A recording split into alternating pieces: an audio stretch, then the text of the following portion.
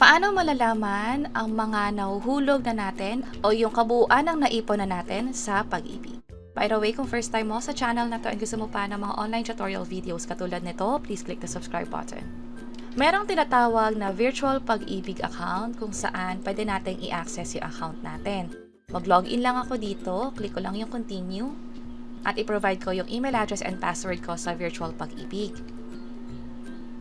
After makapag-login, sa bandang kaliwa, meron ditong regular savings.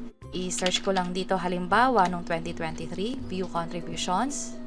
At pag nag-scroll down ako, makikita ko na yung contribution dito.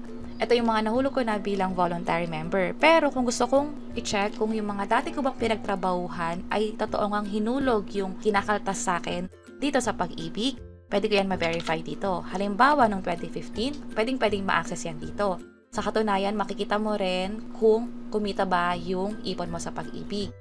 Ang kagandahan kasi dito sa pag-ibig, yung naiipon natin sa kanila ay kumikita pa. Meron ditong dividend rates. Noong 2023, kikita dapat yung pera natin o yung ipon natin sa kanila ng 6.55%. Ang pinakamalaki ay 7.61% noong 2017. Matatandaan, nagkaroon tayo ng pandemic noong 2020, pero kahit may pandemic, kumita pa rin ang pag-ibig, nasa 5.62%. So, hindi natutulog yung perang inipon natin sa kanila, kumikita pa ito.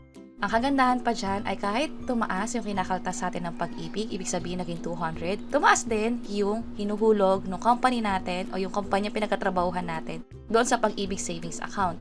So, yung napupunta sa pag-ibig account mo, hindi talaga 200, magiging 400 pesos yan, times 2 kaagad. Kaya ang kabuuan ng pwede mong maipon sa kanila sa loob ng 2 taon dahil nga dinoble na yung contribution ay 10,000 pesos na. Hindi na siya magiging 5,000 pesos. So, in 20 years, 172,000 kumpara sa 86,000 kung mas mababa yung ipon natin sa kanila. At pwede mo nga yan ma-monitor dito. Halimbawa, baguhin ko to, gawin ko tong 2017. Ito yung may pinakamalaking dividend sa pag-ibig. May mga buwan na 100 pesos lang yung contribution ko na lang sa kanila, pero kumita pa ito ng 5,282. So clearly, nag-iipon ako sa pag-ibig at the same time tumutubo pa ito. That's why kapag ready na ako mag-retire or after 20 years, kapag pwede nang i-withdraw yung pera sa pag-ibig, ito yung nahulog ko sa kanila, 64,000 pesos. Pero ang pwede kong makuha talaga sa kanila ay nasa 130,000 pesos at least. Kasi pwede pa itong lumaki habang patuloy pa ako naguhulog hanggat hindi pa ako nag-retire or wala pang 20 years as member dito sa pag-ibig. So, pwede na kayo mag-register sa virtual pag-ibig account. Napakaraming benepisyo nito. Pwede nyo ring i-check yung MP2 savings account niyo just in case na nag-open nga kayo ng MP2 savings account.